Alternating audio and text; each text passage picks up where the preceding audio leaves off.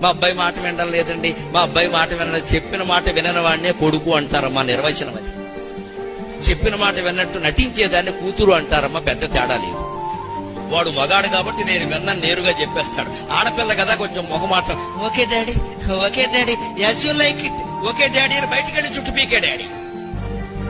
మనం చెప్పినట్టు వింటున్నట్టు నటిస్తుంది. బయటికి వెళ్ళి బాయ్ ఫ్రెండ్కి ఫోన్ చేస్తుంది. విందాం, బాగా పట్టిస్తుంది.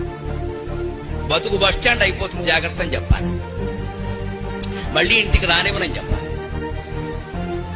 అబ్బాయి మన మనస్తత్వాలు ఎలా ఉంటాయంటే, మనకి ఇష్టం లేని పెళ్లిళ్ళు చేసుకున్నా సరే, దెబ్బైపోయే పెళ్లిళ్ళు చేసుకున్నా సరే, తర్వాత వాడు మోసం చేసినా సరే, అమ్మా నన్ను మోసం చేశాడు అనగా వచ్చేయమ్మా నీ కోసం చూస్తున్నా.